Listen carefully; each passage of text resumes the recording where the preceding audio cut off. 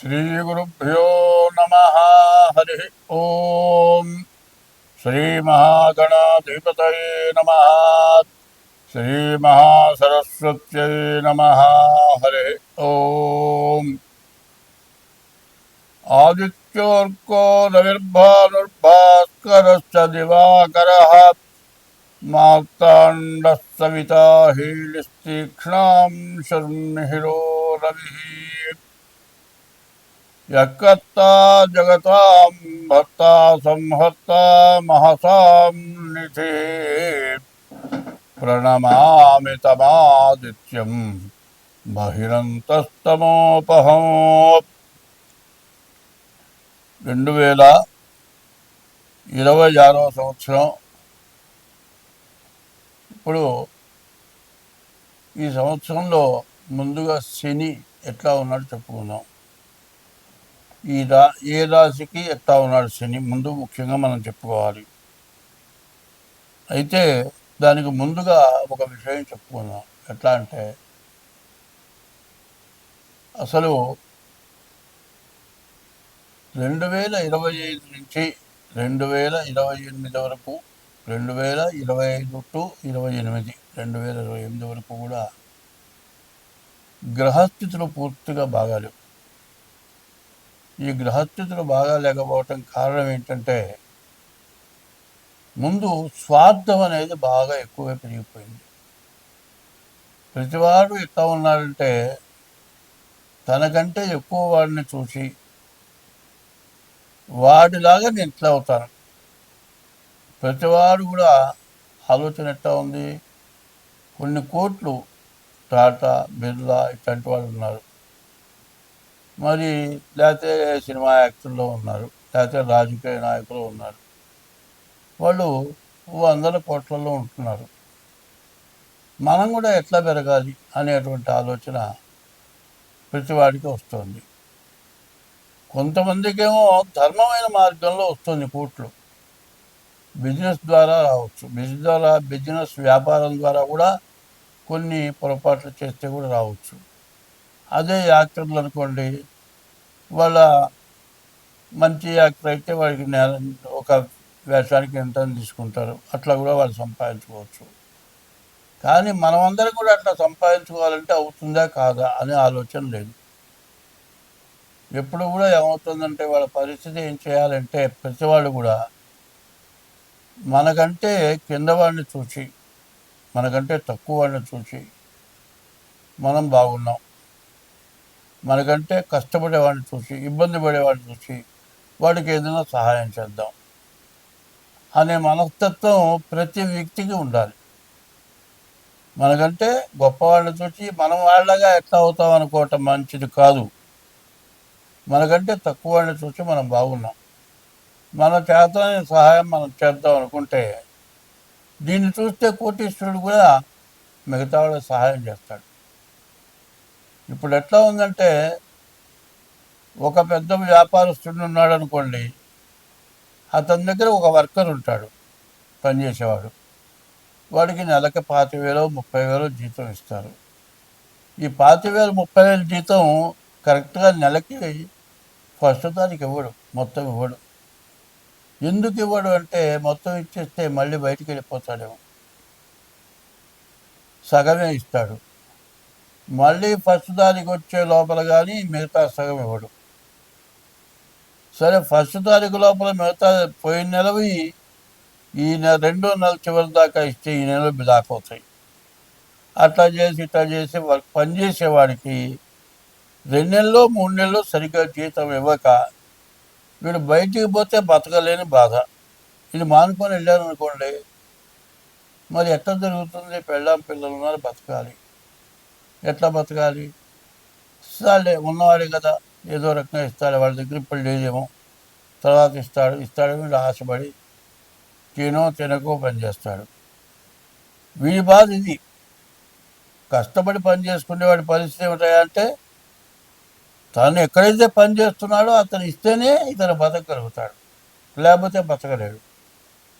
కాదని ఇంకో చోటు పోదామంటే సగం జీతం ఇవ్వలేదే, వెళ్ళిపోతే అది కూడా ఇవ్వడేమో, ఎట్టో తీసుకుందాం. ఇట్లా జరిగి జరిగి జరిగి చివరికి ఏమవుతుంది, 2 నెలలు 3 నెలలు 4 నెలలు ఆపుకుంటాడు. అదే తన దగ్గర వర్కర్ ఉంటాడు కదా, ఆ వర్కర్ దగ్గర నీ వస్తువులు ఏమన్నా ఉన్నాయనుకోండి, ఏదైనా చెడిపోతే ఆ డబ్బులు ఇవ్వు. ఇది పలానా చెడగొట్టావు, ఇది చెడిపోయింది, ఇది ₹1,00,000 వస్తువా, నీకు 3 నెలల జీతం ఎక్కడ ఇవ్వమంటావా అంటాడు. వీడిని ఈ విధమైన ఇబ్బందులు పెట్టడం ఎక్కువైపోయింది. కొన్ని వస్తువులు ఎట్లా ఉంటాయంటే, సెల్లు ఫోన్ అనుకుందాం కొద్దిసేపు, ఎంత కొత్త ఫోన్ అయినా ఎలక్ట్రానిక్ వస్తువు చెడక్కని చెడిపోతుంది. మంచది కూడా ఇంతలో కూడా చెడిపోతుందేమో అని ఆలోచించట్లే. వాడి చేతిలో చెడిపోయింది కాబట్టి వాడితే బాధ్యత. ఈ రకంగా ఆలోచించి నేను లేకపోతే వాడు బతకలేడు అనుకుంటున్నాడు. నా దగ్గర పనిచేసేవాడు నన్ను వదిలిపెట్టేవాడు బతకలేడని అతను అనుకుంటాడు. వీడేం చేస్తాడు, చూస్తాడు 2 నెలలు 3 నెలలు 4 నెలలు 5 నెలలు చూస్తాడు. జీతం ఇవ్వకపోతే ఏం చేస్తాడు, వాడు మానుకొని బయటికి వెళ్ళిపోతాడు. బయటికి వెళ్ళిపోయి అంత జీతమైన చేస్తాడు. ఈ విధంగా ఎప్పుడు కూడా ఒకటి మనిషికి కావాల్సింది ఏమిటి అనేది ముందు ఆలోచన ఎవ్వరికి ఉండలే. ఎప్పుడు కూడా మన దగ్గర పనిచేసేవాడు ఉన్నాడంటే వాడు ఫస్ట్ పడుకోకూడదు, వాడు సుఖంగా తినాలి, బతకాలి. కాదు వాడికి ఏదైనా నలజీతం కాకుండా ఇంకా కొద్ది గొప్ప మనం ఇద్దామనేటువంటి మనస్తత్వం ఉండాలి. అట్లా ఉంటే నీ దగ్గర వర్కరు మానుకొని వెళ్ళిపోడు. అదే కాదు, నీ వర్క్ ఖచ్చితంగా బాధ్యతగా చేస్తాడు. అది ఆలోచించట్లే. ఎంతసేపు జీతం నువ్వు సరిగా ఇవ్వకుండా వాడిని ఇబ్బంది పెట్టి వాడు వెళ్ళిపోకుండా నీ బ్లాక్ చేస్తున్నాను, వాడే పడి ఉంటాడు అనేటువంటి దురాలోచన. ఎట్లా ఉంటుంది, వాడిని ఇబ్బంది పెట్టడమే దురాలోచన. దూరంగా ఆలోచించే ఆలోచన ఏంటంటే, నువ్వు వాడికి ఇచ్చే జీతం కాక అదే నీ వర్క్ ఇంత చేస్తే నీకు అంత ఎక్స్ట్రా ఇస్తాను ఇట్లా సహకారం చేస్తూ ఉండటం పోయి ప్రతి వాళ్ళకి ఏమొస్తుంది అంటే, తన దగ్గర పనిచేసేవాడు తను దొక్కేయాలి. తర్వాత ప్రతివాడు కూడా ఏం చేస్తాడు, ఇట్లా చేస్తుంటే నా ఓనర్లాగా నేను కూడా ఉండాలని వీడు అనుకుంటాడు. ఇందువల్ల ప్రతి చోట ఇదే గొడవ. రాష్ట్రంలో ఉన్నవాడు కేంద్రానికి పోవాలనుకుంటాడు, మన దేశం వాడు ఇంకో దేశాన్ని కొట్టాలనుకుంటాడు. ఇట్లాంటి స్వార్థాలు 25 నుంచి 28 వరకు వస్తుంది. దీనివల్ల కొట్టుకోవడం, తన్నుకోవడం, చంపుకోవడం, పొడుచుకోవడం, యుద్ధాలు చేసుకోవడం ఇవి జరుగుతున్నాయి. దీన్ని అరికట్టాల్సిన అవసరం ఉంది. ఇవన్నీ కూడా నువ్వు చేసే పాపం వల్లే వస్తుంది. ఏ జీవరాశిని కూడా 84 లక్షల జీవరాశులు ఉన్నాయి. నోరు లేని మూగ జీవాలు ఉన్నాయి. ఏ జీవరాశిని కూడా కష్టపెట్టకుండా మనం ఉంటే, అందరూ బాగుండాలని కోరుకుంటే మనం బాగుంటాం, అందరూ బాగుంటారు. ఇది లేకుండా ప్రతి వాళ్ళకి స్వార్థం, అందరికంటే నేను పెరగాలి. ఇటువంటి దురాలోచన వచ్చి ప్రపంచం మొత్తం నాశనం అయిపోవటానికి దగ్గరికి వచ్చింది. ఇదివరకు 2 ప్రపంచ యుద్ధాలు వచ్చినాయి, 3వ ప్రపంచ యుద్ధం వస్తుందేమో అన్నంత భయంకరంగా ఉంది. పైన బంగారం వచ్చేప్పటికల్లా విపరీతంగా పెరిగిపోయింది. పోనీ బంగారం ఒక్క గొలుసు కొనుక్కోవాలంటే 4 లక్షలు అవుతుంది. 4 లక్షలు పెట్టి గొలుసు కొనుక్కొని మెళ్ళో వేసుకుంటే గొలుసు తెంపుకుపోయే దొంగలు తయారైనారు.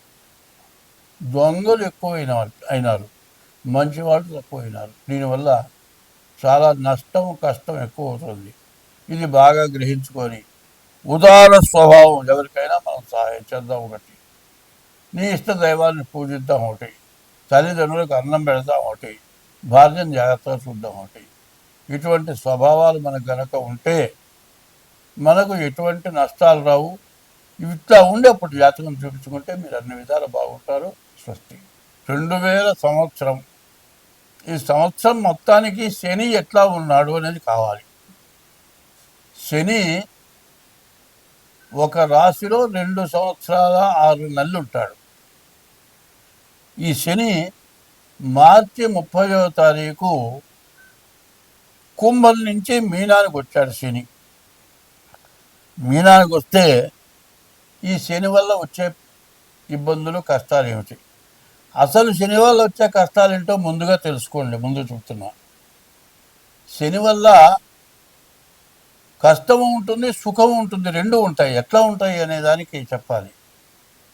ఇప్పుడు నువ్వు ఎవరికి ఎటువంటి ద్రోహం, పాపం చేయకుండా ఉంటే నిన్ను శని లాభింపజేస్తాడు. నీకు బాగా డబ్బులు వస్తాయి, నువ్వు చేసే వృత్తిలో బాగా పైకి వస్తావు. కానీ నువ్వు ఏదైనా మహాపాపం చేస్తే, కొంతమంది ఉన్నారు, ఒక ఆడ మనిషి ఉందండి, ఎవరు లేనప్పుడైతే ఆ పిల్లని చెరగొట్టేసేస్తాడు. ఎవరు చూడలేదు కదా అనుకుంటాడు. కానీ ఎవరు చూడకపోతే కూడా నువ్వు ఆ అమ్మాయిని చేసిన పాపం అనేది ఏలినాడు శని టైంలో నీకు ఇబ్బంది కలుగుతుంది. ఎవరి సొమ్మన్నా దోచుకున్నావు, దొంగతనం చేశావు, ఏలినాడు శని టైంలో నీకు ఇబ్బంది కలుగుతుంది.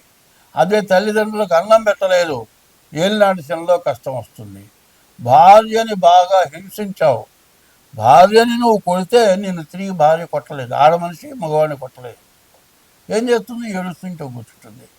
ఇట్లా భార్యని ఇబ్బంది పెడితే కూడా నీకు ఏలినాడు శనిలో కష్టం వస్తుంది. అయితే అదే శని పట్టాడురా నాకు అంటారు.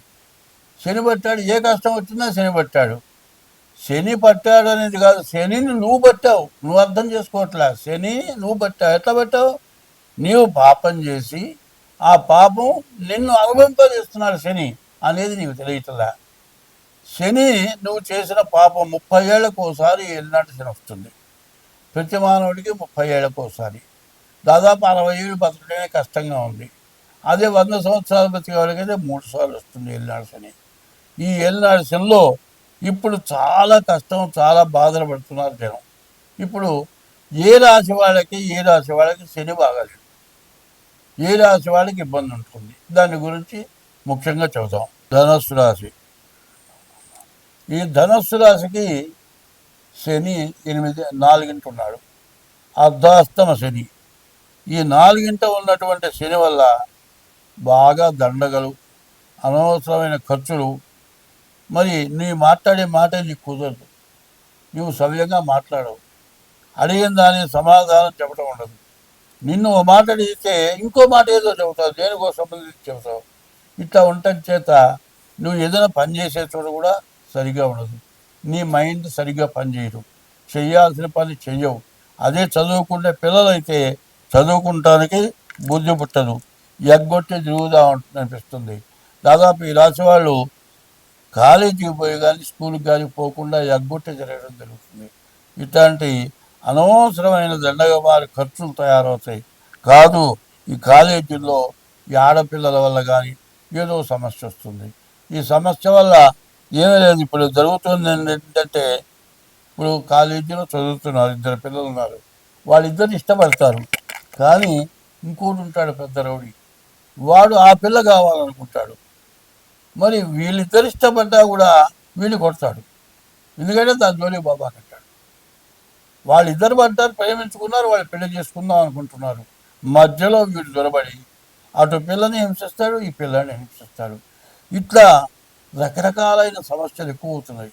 ఈ రకరకాలైన సమస్యల్లో ప్రతి రాశి వాళ్ళు కూడా చాలా ఇబ్బంది పడుతున్నారు. కాబట్టి ఈ ధనస్సు రాశి వాళ్ళు కూడా ముందు డేట్ ఆఫ్ బర్త్ ద్వారా జాతకం చూపించుకోవటం, శనికి 19,000 జపం చేయించుకోవటం, నల్ల నువ్వులు దానం ఇవ్వటం, ప్రతిరోజు కూడా నవగ్రహాలకి ఈశ్వరుడికి ప్రదక్షిణ చేయటం, ప్రతి శనివారం శనికి అభిషేకం, నల్ల నువ్వులు దానం ఇవ్వటం, ఇట్లా చేయండి. మీకు అన్ని విధాలా బాగుంటుంది.